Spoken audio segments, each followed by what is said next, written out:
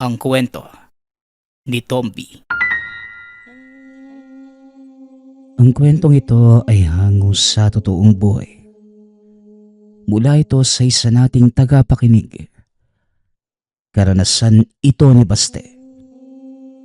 Walang eksaktong taon, probinsya ng Masbate. Ayon sa kwento ni Baste, kalahating Pinoy at kalahating Banyaga. Ang tatay ay isang Europano at ang nanay naman ay Pinoy. Siya lamang ang naging bunga ng pag-iibigan ng ama at ng ina na si Nanay Basilia. Naghiwalay sila ng asawang Banyaga. Gawa ng umuusad noon ang unang digmaang pangkalahatan. Umuwi ang tatay ni Baste at hindi na bumalik pa sa Pilipinas. 16 na taong gulang pa lamang noon ang binata. Palagi itong pinaaalalahanan ni Nanay Basilia na pagdating sa tamang edad, dapat maging mabuti itong tao. Palagi itong nadidinig ni Baste sa tuwing nasa harap sila ng hapagkainan. Kasama ang kapatid na si Atoy na ng mga sandaling yun, nasa 10 taong gulang pa lamang. Palaging sinasabi ng ina na kontrolin ang sarili, lalo na kapag nagagalit. Kahit nasa sekundarya na si Baste, inihahatid pa din ito sa eskwelahan.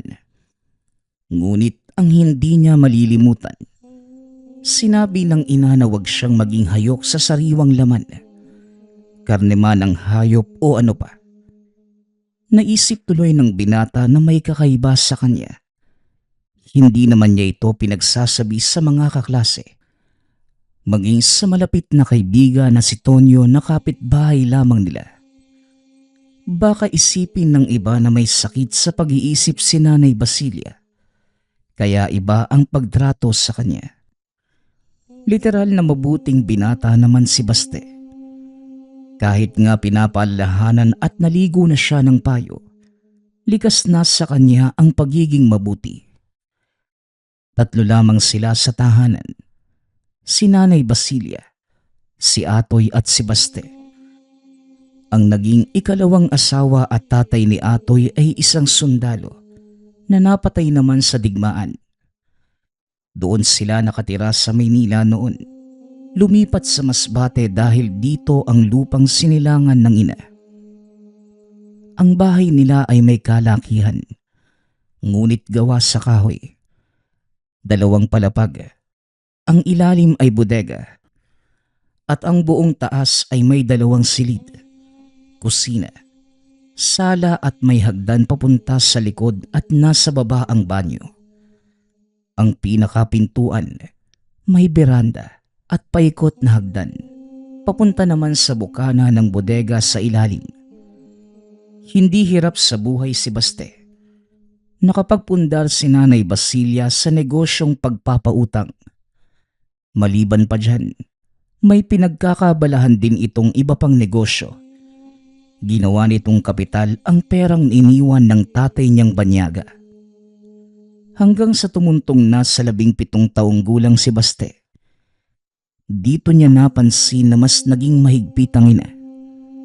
Yun bang halos araw-araw itong nakabantay at sinasabihang huwag lumabas ng bahay kung hindi siya kasama. Habang yung kapatid namang si Atoy, hinahayaan lamang maglaro. Minsan nakakaramdam ng inggit si Baste sa tuwing tinatanong niya naman ang nanay kung ano ang dahilan. Basta anak, ayaw kong may mangyari sa'yo. Pero balang araw, maiintindihan mo din ako. Napakunot na lamang ang mukha ni Baste. Nababalot ang isipan ng maraming katanungan. Kaya inaaliw na lamang ang sarili para hindi mabagot. Lalo na kapag walang klase. Siya lamang at ang kapatid ang naiiwan sa tahanan. Ang pinakapaboritong parte ng bahay ni Baste ay ang bubong ng beranda. May hagdan itong maliit sa gilid at kapag gabi, doon siya nakatambay nang hindi nalalaman ni Nanay Basilia. Gustong-gusto ng binata tuwing may buwan.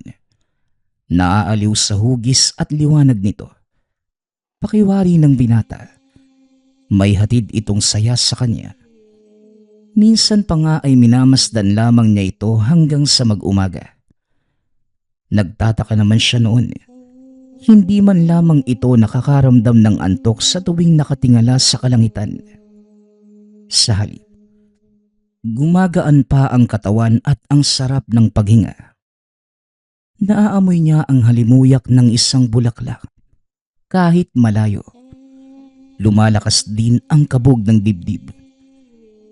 Hanggang sa isang buwan ang nakalipas, pumunta muli sa bubong si Baste. Pinagmasdan ng paglabas ng buwan hanggang sa biglang namanhid ang katawan. Sobrang tigas at hindi makagalaw. Natumba si Baste at kamuntikan pang malaglag. Mabuti na lang, may gutter at doon siya sumabit. Gusto mang sumigaw ni Baste ngunit hindi niya magawa. Hanggang sa unti-unti niyang napansin ang pagbabago sa kamay.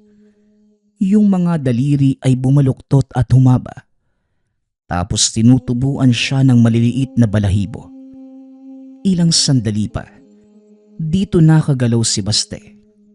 Ngunit nagpatay sindi ang paningin at nakaramdam ng pagbigat ng ulo. Hanggang sa umangat bigla ang balikat. Napadaing ito sa sobrang sakit ng katawan niya. Naglagutukan ang mga buto. Lumaki ang mga paa at mas lalong kumakapal ang balahibo sa buong katawan niya. Napansin din niyang tila humahaba ang nguso at yung paghinga ay hindi na normal ang tunog. Naging hangos na ito. Ilang minuto pa gumaan ang pakiramdam ng binata. Ngunit na mga sandaling yun, gulat na gulat sa sarili. Inangat niya ang kamay. Humaba ito at may mga mahaba at matutulis na dumudugong kuko. Hanggang sa nakarinig siya ng kabog ng puso galing sa mga taong nakapalibot sa lugar. Nadidinig niya rin ang sinasabi ng bawat isa. Ano bang nangyayari sa akin? Bakit? Bakit ako nagkakaganto? Isa akong halimaw. Nay! Nay! Wika ni Baste. Nagkukumahog naman si Nanay Basilia papunta sa itaas at nang makita ang anak, napatakip na lamang sa bibig ang nanay at kita sa mukha ang labis na pangingilabot. Umiiling at unti-unting nangilid ang mga luha sa mga mata. Nay, ano po ito? Teka, ako po ito si Baste. Huwag po kayong matakot sa akin. Marahang lumapit ang ina. Inangat ang kamay at hinawakan ang mukha ni Baste. Umiiyak ngunit pinipigilan lamang na mapahagulgol. Hindi nakapagsalita si Baste. Tinignan siya ng ina mula ulo hanggang paa.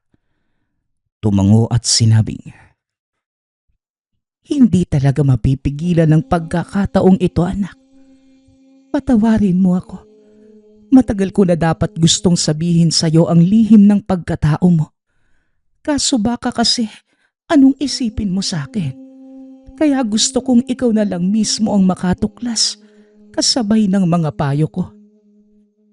Ang tatay mo, anak, lahing likantro, isang gabunan. Hindi ko alam yon noong una kaming nagkasama hanggang sa inamin niya sa akin. Pero mabait naman siya at hindi nananakit. Ang sabi niya, pag silang mo, malaki ang posibilidad na may dugo kang katulad niya. Alam mo ba ang totoong dahilan kung bakit umalis ang tatay mo? Hindi dahil sa digmaan, anak. Kung hindi dahil tinutugis ng mga kaanak niya sa Europa. Gusto niyang tumulong at iligtas ang kalahi niya. Ang sabi niya, pagkatapos ng lahat babalik siya. Pero namatay ang tatay mo, Baste. At yang nakikita mo ngayon, yan ang itsura ng tatay mo noon. Isang gabunan. Hindi mawari ni Baste ang nararamdaman. Halong galit, pagtataka at lungkot. Naaalala niya ang mga paalala ng ina. Kaya pala siya ginagabayan dahil darating pala ang araw na magiging halimaw na si Baste.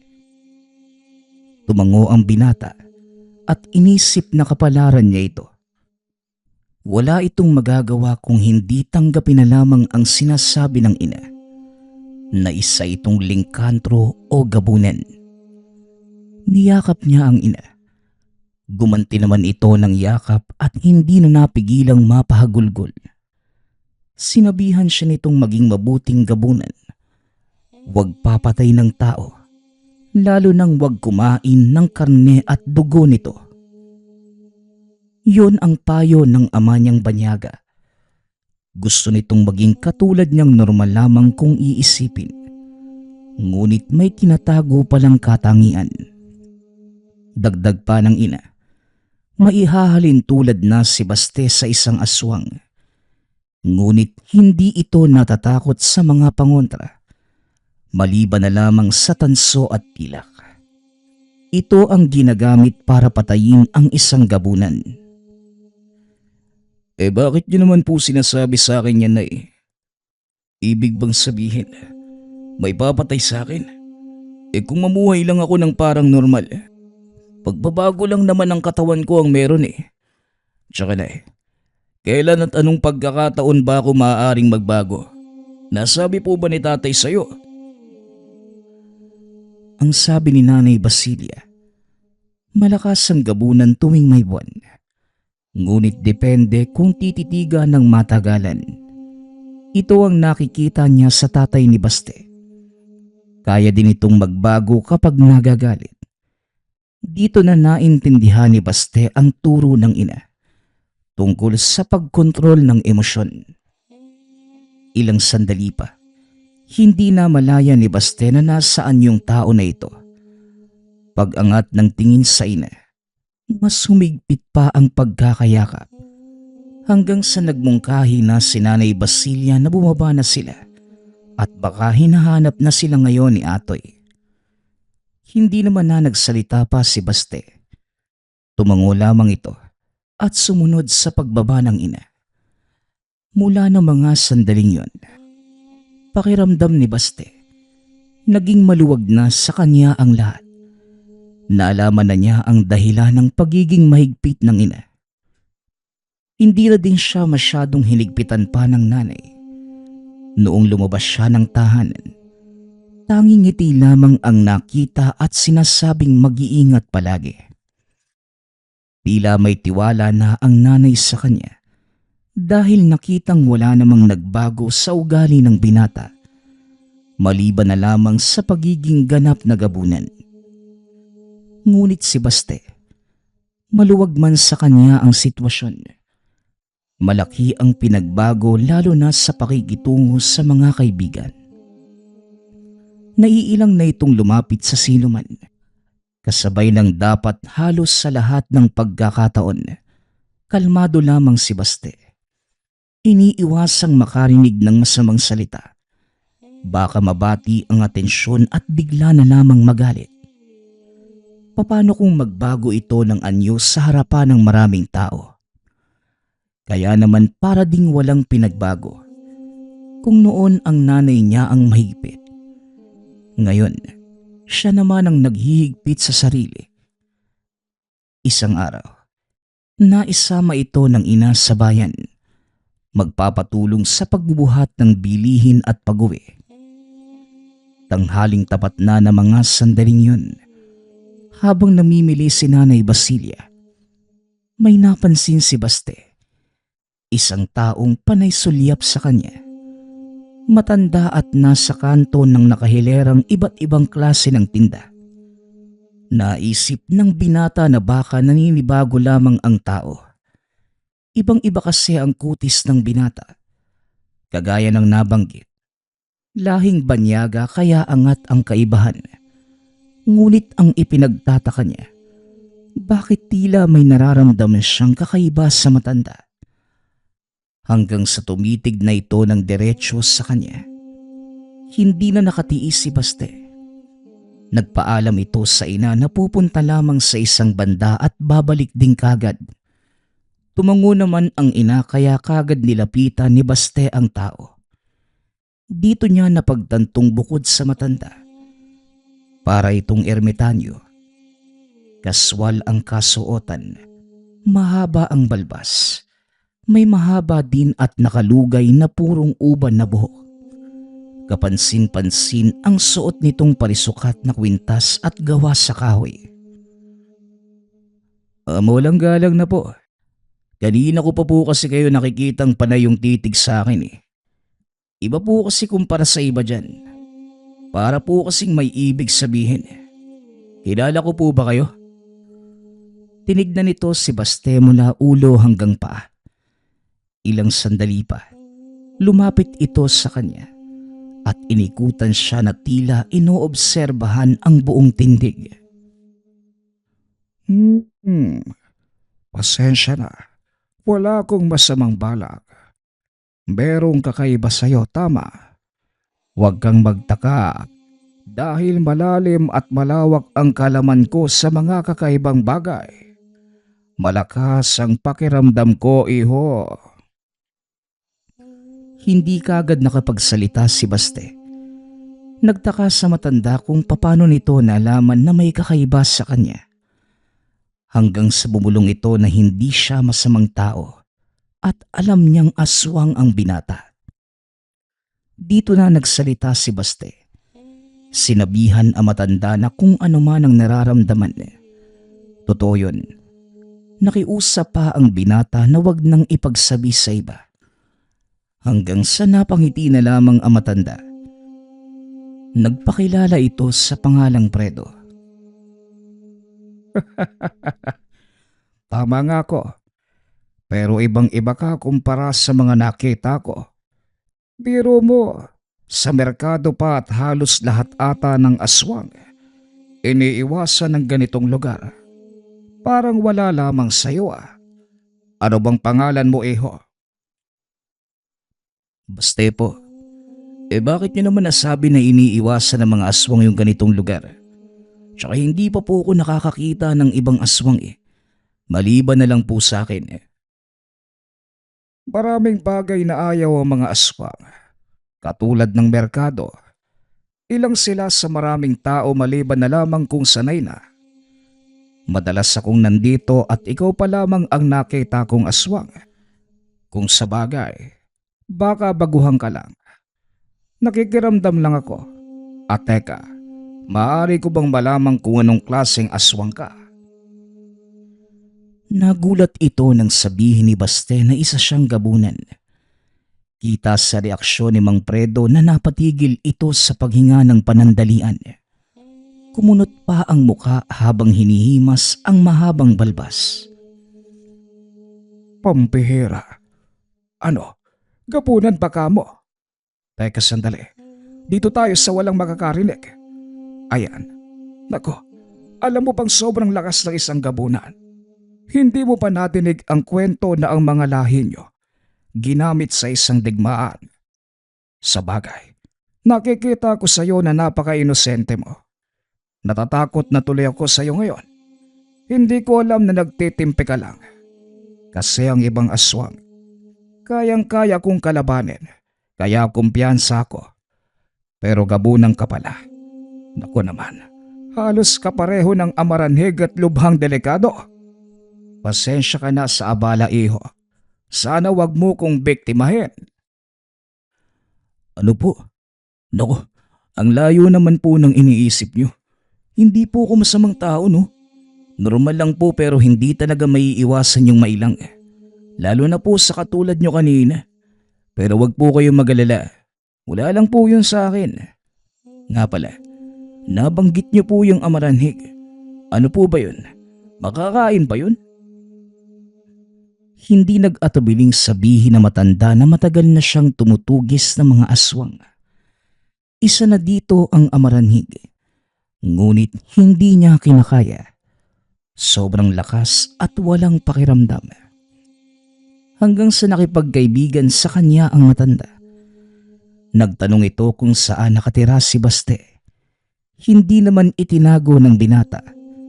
Nakikita niya sa matanda na mabait at mapagkakatiwalaan. Hanggang sa sinabi nito na minsang magkita sila at mag-usap. Kung gusto ng binata ay puntahan na lamang niya si Fredo sa bahay nito. Total siya na lamang mag-isa. Naging masaya naman ang binata. Kahit papano, may makakausap na ito at makakaintindi sa mga saloobin. Bukod sa ina, may babahagi din niya ang namuong katanungan sa isipan sa mga kakaibang bagay at iba pang aswang na katulad niya. Nakikita mo ba ang bukid na yon? Hindi naman malayo. Doon ako nakatira. Ginagagala kitang makilala, binata. Isa kang hindi pangkaraniwang nilalang. Ang pinakakakaiba ay napakabuti mo. Aasahan ko ba ang pagkikita nating uli? Nakangiting tumango si Baste at sinabing maaasahan. Nagmungkahi na ang matanda na balikan na ang ina dahil nakikita niyang nasa kabilang banda ng kalsada na ito at tila hinahanap ang binata. May hinala man si Baste sa matanda, ngunit magaan ang loob niya dito. Nais niyang makilala pa ito ng lubusan, lalo't nabanggit nitong tagatugis siya ng aswang. Kinagabihan, nagpaalam si Baste sa ina na aalis. Mapapansin kagad sa mukha ng nanay ang pag-aalala. Ngunit hindi naman siya nito pinigilan. Sinabihan lamang na mag-iingat at bumalik kagad. Nagagalak si Baste na makita ang matanda. Pupuntahan niya ito ngayon din at aalamin ang sikreto ni Mang Fredo. Lumabas ng tahanan si Baste. Hinubad ang pang-itaas na damit at ilang sandali pa. Pinagbago ang anyo. May buwan naman kaya madali lang siyang nakapagpalit sa pagiging gabunan. Parang lobo sa bilis si Baste. Nagpatalon-talon sa puno. Diretso kung saan itinuro na matanda ang tirahan nito. Dinig pa niya ang kahulan ng mga aso sa bawat tahanang nadadaanan. May sumisigaw pa ng aswang, ngunit hindi niya pinansin. Hanggang sa nakarating siya sa bundok. Naglakad na lamang at nakikiramdam si Baste kung nasan ngayon ang tirahan na matanda. Malakas ang pang-amoy at pandinig ng binata, kaya kaya niyang tuntunin ang kinaroroonan nito. Hanggang sa natumbok niya ang tahanan. Nasa unahan lamang. May iilang bahay ngunit napakalayo. Ang buong lugar ay napapaligiran din na matatayog na puno ng nyug. Hanggang sa nakarating siya sa isang bahay. Sobrang nagtataka noon si Baste. Tila koprahan ang bahay. May mga koprang sako-sako at ang iba ay nakalatag sa lupa na parang ibinilad at naiwan. Habang ang postura naman ng bahay, nakangat ito ng halos 2 tao ang taas at ang ibaba ay lutuan ng kopra. Maliwanag sa lugar. May ilaw na galing sa nakasabit na petromak sa haligi ng bahay. Nararamdaman ni Baste na nasa itaas ang matanda. Hanggang sa nagbukas ang bintana at sumilip si Mang Fredo. Napabitaw pa ito ng mabigat na salita nang makita saan yung aswang si Baste. Nalintikan na. Kaya pala hindi tumatalab yung poder ko sa paligid. Gabunan pala ang dumating. Natakot tuloy ako, ha. Ay sus, ikaw ba yan, Baste? Pasensya na po, Mang Fredo. Walang pahintulot yung pagpasok ko sa lugar. Tsaka wala akong alam sa sinasabi niyong poder eh. Ano po ba yon, harang? Gusto ko lang po kayo makita kagad. Binabagabag yung isip ko sa bahay eh. Wika ni Baste, kasabay ng pagbabalik sa normal na anyo at boses. Ayan, yan na lang yung anyo mo. Huwag mo nang ibalik yung kanina. Nangyingilabot ako eh. Halika, umakyat ka sa bahay. Hindi ko pala nasabi sa'yo na koprahan pala ang tirahan ko.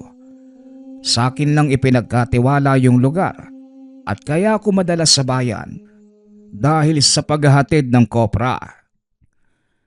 Normal lamang ang kilos ni Baste. Marahang umakyat sa tahanan ni Mang Predo at nang makarating sa itaas, biglang nakaramdam ang binata ng pananakit ng katawan. Namanhid ang batok at biglang nahirapan sa paghinga. Nagreklamo ang binata kay Mang Predo. Ngumiti lamang ang matanda habang umiiling. Yan ang sinasabi kong poder sa paligid ng bahay. Nag-anyong tao ka kaya nararamdaman mo na. Ay, wala ka nga palang alam sa mga poder-poder ano. Bali ganito. Sinabi ko naman sa'yo na bihasa ako, tama. At minsang tumutugis din ang aswang. Ibig sabihin lang, may kakayanan din akong lumika ng proteksyon para sa sarili ko. Sa pamamagitan ng dasal. Yung dasal na hindi mo madidinig sa simbahan ha. Maaring magkasing kahulugan lamang pero nasa ibang lengguwahe. Ang tawag dito ay orasyon. Tesi mo lang. Teka sandali. Tatanggalin ko na. Masasabi ko talagang malakas ka. O ayan. Ayos na ba yung pakiramdam mo? Pawis na pawis yung mukha mo ha.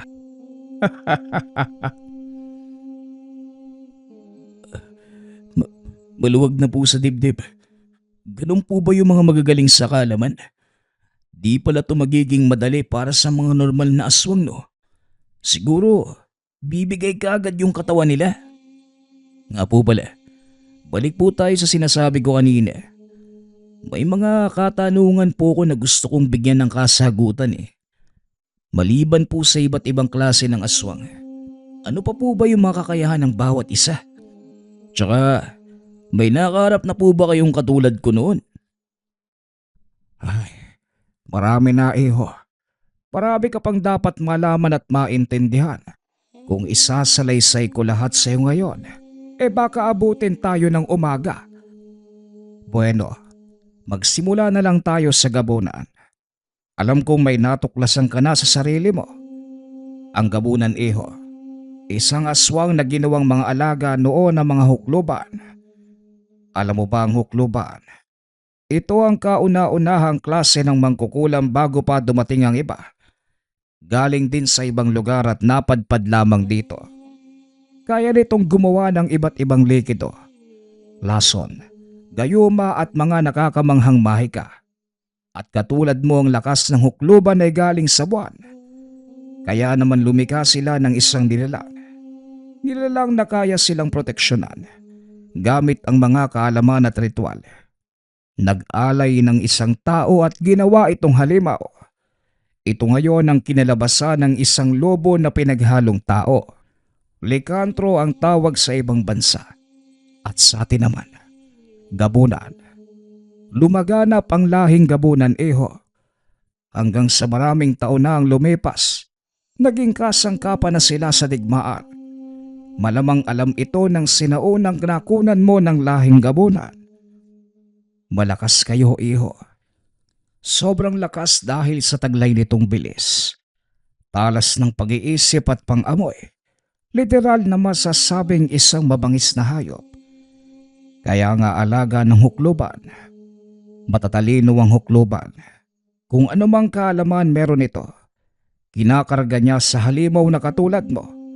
Kaya mahirap kalaban. Naiintindihan mo ba iho?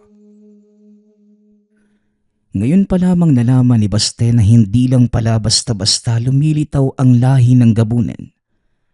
May lumikha pala nito na isang mangkukulam. Mas lalong lumalim ang pag-intindi ng binata sa sarili. Nagtanong pa ito sa iba. Ngunit umiling na si Mang Predo at sinabing sa ibang araw na lang. May ginagawa kasi akong preparasyon iho. Sumakto namang dumating ka. Medyo naabala mo nga ako Nakikita mo ba yung mga nakalatag na yan? Mga gamit ko yan at kinargahan ko ng dasal. Ang iba naman ay hindi na kailangan ng karga. dahil meron ng visa. Hayaan mo, kapag bumalik ka uli rito, ipapaalam ko sa iyo lahat at sasagutin ko ang mga katanungan mo patungkol sa iba pang aswang. Tatapusin ko lamang ito sandali at huwag kang aalis. May sasabihin pa ako sa iyo mamaya. Tumango si Baste. Pinagmasdan ang ginagawa ng matanda. Naging seryoso ang mukha nito. Lumuhod at nakadipa ang dalawang kamay habang nakatingala. Ilang sandali pa, hinipa ng matanda ang magkabilaang kamay. Tapos tinapik ang magkabilaang balikat. Hanggang sa isa-isang dinampot ang iba't ibang klase ng bagay na nakalatag sa sahig. Ngunit ang namumukod tanging nakatawag sa atensyon ni Baste ay yung tatsulok na gawa sa kahoy. Napansin niyang nagliliwanag ito at masakit sa paningin. Kaya naman, ibinaling ng binata ang atensyon sa ibang banda. Dumungaw sa bintana at nakita ang napakaraming kopra sa ibaba. Isang oras mahigit naghantay si Baste hanggang sa nakaramdam na lamang ng pagkaantok. Kaya sumandal na siya sa dingding sa gilid ng hagdan hanggang sa ginising na lamang na matanda. Ngunit na mga sandaling yun, lampas hating gabi na. Kanina pa kita gustong gisingin. Pasensya na sa pag-aantay ha. Nga pala, baka hinahanap ka na ngayon ng magulang mo. Nako, baka mapagalitan ka pa. Nakatulog pala ako, Mang Fredo. Sige po ha. Teka, di ba may sasabihin po kayo sa akin? Oo. Alam mo ba ang pinaghahandaan ko ngayon? Babalikan ko ang isang amaranheg. Matagal ko nang pinag-aaralan kung paano siya papatayin. At sa susunod na araw na yon, ika-49 na araw na sa paghahanda ko sa gamit. Ito, o ayan, ang Tres Pico Arkanghel. Ang 7 Arkanghel, iho. Nasilaw ka kanina, ano? Napansin ko yon. At kaya kita pinag-antay para sabihing isasama kita. Diba gusto mong malaman ang iba pang lahi ng aswang? Kung mabuti ang hangarin mo, makakaya mo kong tulungan. Matagal nang namiminsala at naghasik ang aswang na yon. Marami na ding sububok na katulad ko. Pero ayon, sinawing palad at karamihan napatay. Hindi nakapagsalita si Baste. Tumingin sa isang banda. Iniisip ang mga sinabi ng matanda. Nabanggit ni Mang Fredo na mabuti si Baste. Kaya naman nakuha kagad ng binata ang malalim na ibig sabihin. Hinihikayat ito na matanda na maging tagatugis din ng aswang. Ang problema, kung papayag ito, papaano na lang kung malaman ito ng ina? Isa pa, ayaw niyang madamay sa gulo. Matagal nag-isip ang binata hanggang sa muling nagsalita si Mang Fredo. Sinabi nitong kadalasan sa biktima ng amaranhig. Mga bata, noong isang araw, may nabiktima na naman kaya naghanda na siya muli para tugisin. Dito na nagkaroon ng malakas na kuryosidad si Baste. May kapatid itong bata. Naisip niyang paano kung ang kapatid namang si Atoy ang isusunod. Napabuntong hininga si Baste. Tinitigan ang mga mata ng matanda at sinabing, Babalik ho ako dito sa susunod na araw. Sasama po ako sa pagtugis ng amaranhig. Maaasahan niyo po ako sa gagawing hakbang. Ngumiti lang si Mang Fredo. Tinapik ang balikat ng binata. Wala nang ibang sinabi ang matanda, maliban na lamang sa mag-iingat ito sa pag-uwi. Halos madaling araw nang nakauwi si Baste. Naglakad na lamang dahil kung magpapalit muli ng anyo, mabubulabog pa ang mga tao sa lugar na mahimbing nang nagpapahinga dahil sa kahulan ng aso. Ilang distansya pa lamang sa bahay, Nakita niya si Nanay Basilia na nakatanaw mula sa beranda. Kinawayan lamang si Baste at dumiretso sa likod ng bahay upang kunin ang iniwang damit. "O anak, halika nga at mag-usap tayo. Hindi ko nagustuhan ang ginawa mo ngayon, Baste ah. Buong magdamag akong nag-aantay sa pagbalik mo. Anak, huwag mo na itong uulitin ha. Alam mo namang nag-aalala ko. Mabuti sana kung sinabi mo ang eksaktong oras. Di ba sasaglit ka lang? Amoy taong gubat ka pa. Maghugas ka na nga ng katawan. Sabay na kayo ni Atoy mag-agahan." Hindi nakapagsalita ang binata. Napakamot na lamang ng ulo habang nakayuko. Naisip muli ni Baste ang naging desisyon patungkol sa lakad nila ni Mang Predo. Magiging balakid lamang ang ina. Hindi niya alam kung ano ang irarason at kung sasabihin naman ang totoo, mas lalong mag-aalala ito sa kanya. Matapos makapag-agahan, nagpahinga si Baste ng ilang minuto. Pagkatapos ay nagbihis na para sa eskwela. Hindi ramdam ni Baste ang pagod. Parang normal lamang sa kanya ang lahat. Kasama niya si Atoy papasok ng eskwelahan. Nag-aaral na sa sekundarya si Baste na mga panahong yun. Matataas ang marka ng binata. Bukod sa matalino, matalas ang pandinig at kayang suriin ang kalalabasan ng bawat pagsusulit. Bagay na masasabing mapanlamang, ngunit hindi niya ito maiiwasan.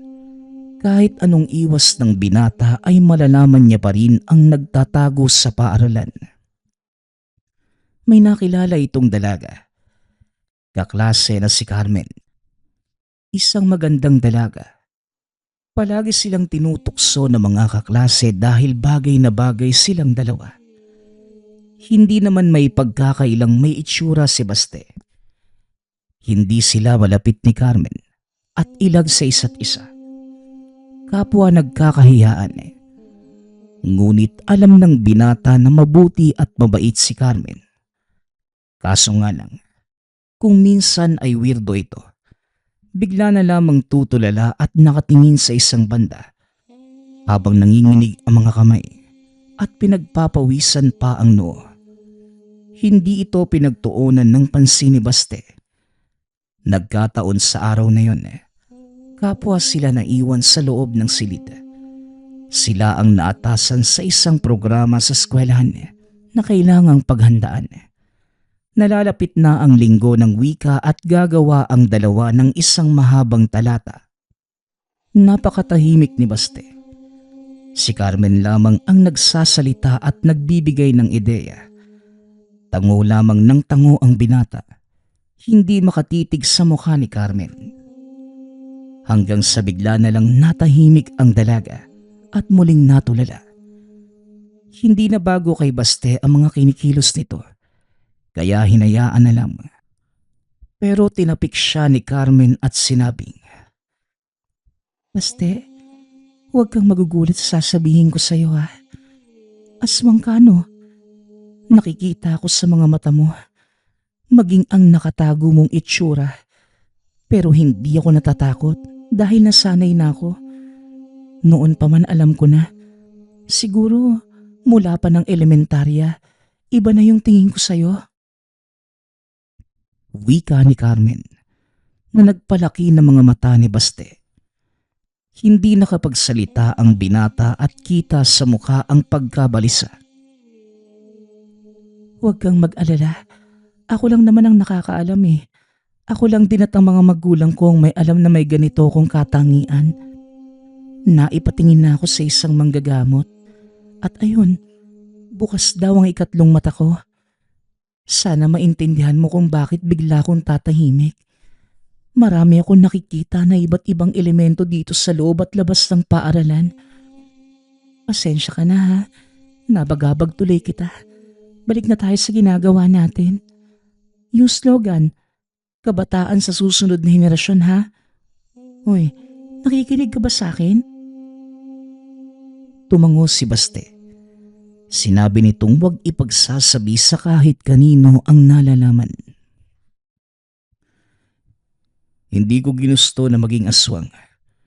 Naiinggit nga ako sa inyo eh. Pero kahit ganito ko, hindi naman ako masamang tao. Alam ko, noon pa man tinitignan na kita, no? Pati nga bahay niyo at mga kasama, alam ko kung sino. Gusto ko kasing malaman kung masama ka pero hindi eh. Nako, huwag mo na isipin yung mga sinabi ko. Mula ngayon, magiging bukas na ako sa mga nalalaman ko.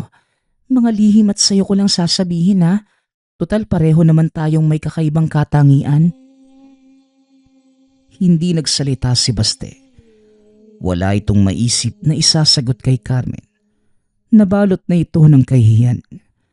Ngunit naramdaman niyang mapagkakatiwalaan ito. Kaya tumango na lamang at tinuloy ang ginagawa. Pagka-uwi sa bahay, hindi niya maalis sa isipan si Carmen. Dagdag pa ang gagawin nila ni Mang Predo. Magulo ang isip ng binata. Tinitimbang niya ang lahat. Ngunit sigurado na sasama sa gagawin ni Mang Predo. Naisip ng binata na ito na muna ang uunahin bago ang lahat. Saka na makikipag-usap ng masinsinan kay Carmen. Ngunit kailangan niyang makaisip na magandang dahilan sa ina. Dahil bukas na ang lakad nila ni Mang Predo. Saktong Sabado at walang klase. Nang gabing yun, nagpaalam ito kay Nanay Basilia na aalis kinabukasan.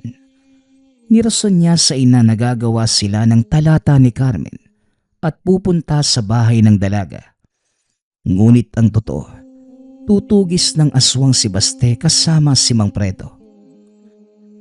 Anay, baka gabihin ako ha. Hapon yung alis ko. Tsaka wag po kayo magpuyat. Uuwi naman po kung nasa mabuting sitwasyon. Ayaw ko kasi nag-aalala kayo sa akin eh, habang may ginagawa ko. Hindi ako makapag-isip ng tama na eh. Maasahan ko ba yun? Kagaya ng dati, ngumiti lamang si Nanay Basilia habang tumatango. Sinabi nitong wag lang magpaumaga at doon na lang sa bodega matulog kapag umuwi para hindi na makaistorbo. May silid naman doon na dating silid ng katulong. Laking tuwa ni Baste na mga sandaling to. Niyakap ang ina at hinalikan sa noo. Kinabukasan ng hapon, dumating na si Baste sa bahay ni Mang Predo. Napakatahimik ng lugar at parang walang katao-tao. Naupo ang binata sa isang sako ng kopra. Naisip na baka nakaalis na si Mang Predo at hindi pa nakakabalik. Isang oras itong naghintay. Hanggang sa medyo dumilim na at hindi pa nagpapakita si Mang Predo. Nilalamok na ang binata hanggang sa nakaramdam ng pagkabagot. Kaya naman, inakyat niya ang tahanan. Sarado ang pinto. Sumilip sa siwang at laking gulat nang makita si Mang Predo na nasa loob. Tahimik na nakaluhod sa sahig at alam ng binatang nagdadasal ito. Ngunit ang ipinagtataka niya ay kung bakit hindi man lamang naramdaman ng matanda na nasa loob lamang pala ng tahanan.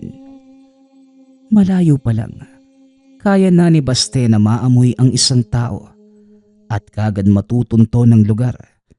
Ngunit na mga sandaling yon ay hindi niya nasagap si Mang Predo. Hanggang sa tumayo na ang matanda at sinabing, "Oh, kanina ka pa ba nag-aantay? Bukas naman ang pinto, bakit hindi mo na lang itinulak at nang makapasok ka sa loob?" Hindi nakakibo ang binata. Pagkabukas ng pinto, pumasok siya sa loob at kita sa mukha ang labis na pagtataka. Natanong pa niya ang matanda kung bakit hindi siya naramdaman ni Baste. "Yan ang bisa ng Trespico Arcangel. May malakas itong poder na kayang depensahan ng katawan sa kahit anong bagay at pamamaraan. Kaya hindi mo talaga ako masasagap. Isang halimbawa ito ng isang malakas na sabulag na may halong kabala. Maliban na lang siguro kapag ginamit mo ang anyo mong gabunan. Maiirita ka at mararamdaman mong may nagaganap sa loob ng tirahan ko, pero hindi mo ito matutukoy. Bueno, handa ka na ba? Tara na at medyo malayo pa ang biyahe natin.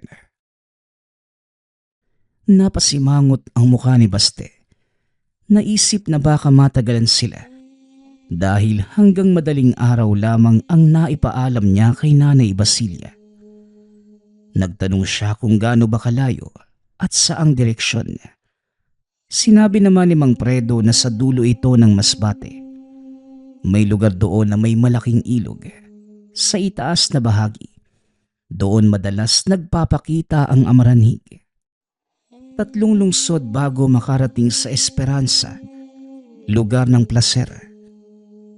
Nako, malayo nga. Babiyahe po tayo, di ba? Pwede bang hindi na lang tayo magsabay? Mauuna na lang po ako sa lugar. Mapapagalitan po ako ng nanay ko kapag natagalan ako eh.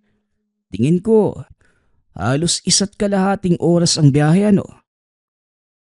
Naiintindihan kita. Ay bueno, pumapayag ako. Dumiretso ka sa isang lumang sementeryo sa Placer. Doon ka muna mag-antay. Doon din naman nagmula yung amaranhig na tutugisin natin. Sige na, mauna ka na. Magpaparamdam na lamang ako kapag dumating na ako sa lugar. Walang sabi-sabi. Lumundag sa bintana si Baste pababa. At habang tumatakbo, unti-unting nagbabago ang postura ng binata. Naging gabunan ito na sobrang tulin. Nagpalipat-lipat ng puno. Tatalon sa isang banda at kung saan-saan sumusuksok. Naiisip ng binata kung paano kapag dumating siya sa lugar at makaharap kagad ang amaranhig. Hindi niya alam kung ano ang itsura. Naiisip niya si Mang Predo at kung ano ang kaya nitong gawin sa isang aswang. Sobrang bilis ni Baste kung susumahin kapag sasakay ng pampasaherong sasakyan. Paliko-liko at pahinto-hinto pa yon. Ngunit sa kanya, diretso lamang ang daan. Walang liko, walang hinto, kaya mas mabilis nakakarating sa lugar. Ilang sandali pa, dumating na sa isang lugar at napansin ni Baste ang karatolang may katagang Placer. Ito na ang lugar. Nang mga panahong to, kakaunti lamang ang mga bahay at magkakalayo pa. Pumunta kagad ang binata sa nabanggit na sementeryo. Pagkarating doon, napakatahimik sa lugar. Masukal na tila hindi na pangalagaan at inabandona. Naglibot si Baste. Nakakaamoy ng tao ngunit alam niyang nasa malayo ito. Parang ito lang naman yung lumang sementeryo sa lugar eh. At wala na bukod dito. Ano nang gagawin ko? Lumundag ito sa isang mataas na puntod. Nilibot ang tingin sa kabuuan ng lugar. May nakikita pa siyang mga pagalagalang aso at pusa na parang may kinakalkal sa gilid ng isang libingan. Ilang sandali pa, biglang nakaramdam si Baste ng kakaiba. Lumakas ang pagkabog ng dibdib. Nagtayuan ang mahaba niyang balahibo. May tao sa malapit. Ngunit hindi niya matukoy ang direksyon at bigla na lamang itong nawawala. Tahimik lamang ito habang nakikiramdam. Ang bawat paghinga ay naglalabas ng bahagyang usok sa lamig ng gabi. Matalas ang pandinig. Sa bawat kaluskos ng tuyong dahon, nararamdaman niya ang presensya ng hindi nakikitang panganib. Ang amoy ng tao na nasa sagap. Nanggagaling sa dulo ng sementeryo. Ngunit bago pa makahakbang papunta doon, isang mabigat na kalabog ang nadinig mula sa isang lumang nicho.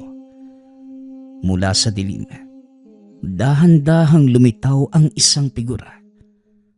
Ang balat ay kulay abo at ang bawat hakbang ay may tunog ng kumakalansing na buto. Nang mga sandaling yon, alam ni Baste na ito na ang amaranhig. Nagpalitan ng atake ang dalawa hanggang sa Baste, huwag kang hihinto. Ang amaranhig, hindi napapagod at hindi nasasaktan sa ordinaryong paraan. Ang kanilang kahinaan, nasa likod ng kanilang leeg. Nagngangalit ang mga ngipin ni Baste. Naramdaman ang pagdaloy ng init sa mga ugat. Mang Fredo, paano ko mapapatigil kung bawat pagtama ko, parang bato yung balat nito? Gamitin mo ang iyong bilis bilang gabunan. Paikutin mo siya. Huwag mong hayaang mahawakan kanya. Dahil kapag nadikit ang kanilang balat sa'yo, higupin nila ang iyong lakas. Hindi na nag-aksaya ng panahon si Baste. Sa isang iglat, mabilis itong umatake. At dahil sa bilis, hindi kayang sundan ng mata ng ordinaryong tao. Naging tila anino na lamang si Baste na nagpapalipat-lipat sa mga puno at nicho. Bawat pagsunggab ay may kasamang matatalas na pagkalmot. Ngunit totoo ang sinabi ni Mang Fredo. Tila bakal ang tigas na mga ito. Kailangan kong mas pabilisin pa ang sarili ko. Kontrolin ang galit. Gamitin ang talas. Sinubukang sunggaban ng amaranhig si Baste mula sa likod. Sa isang mabilis na pag-ikot, hinawakan nito ang ulo at gamit ang matutulis na kuko. Pinaga niya ang batok ng nilalang. Isang nakakangilong lagutok ang nadinig. Biglang bumagsak na tila isang lantang gulay.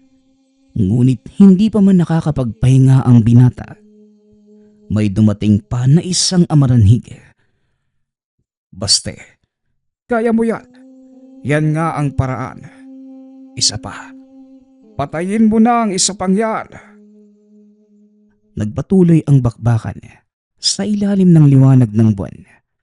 Ang kalahating banyaga at kalahating gabunan naging tagapagtanggol ng lupain. Nang matapos ang isa pang amaranhig, unti-unting nagbalik sa normal ang anyo ni Baste. Ang mga kuko ay umurong at ang mga mata ay nagbalik sa pagiging tao. Lumabas si Mang Fredo at lumapit sa binata. Hindi nga ako nagkamali sa iyo, Baste. Marami ang natatakot sa iyong lahi. Ngunit ang iyong puso ay nananatiling tapat sa iyong pagiging tao. Palagi pong sinasabi ng nanay ko na dapat akong maging mabuting tao. Akala ko, sumpa ang pagiging gabunan. Ngunit ngayong gabi, naiintindihan ko na. Baste, ang kapangyarihan ay hindi sumpa o biyaya. Depende ito sa kung paano mo gagamitin. Maaari ka nang umuwi. Ligtas na ang plaser. Tumango ang binata. Muling tumalon sa kadiliman. Ngunit sa pagkakataong ito, hindi na siya tumatakbo dahil sa takot o gutom. Tumatakbo ito pauwi para sa pamilya. Taglay ang karangalan ng isang tagapagbantay. Sa bawat paghakbang niya sa kagubatan ng Masbate, alam niyang hindi siya nag-iisa. Hanggat dala ang turo ng ina, ang gabunan, hindi magiging halimaw, kundi isang bayani sa dilim. Nagpapasalamat nga pala ako sa lahat ng sumusuporta sa ating channel. Nawa ay patuloy niyong suportahan at pakinggan ang ating mga kwento. Hanggang sa muling pakikinig. Paalam.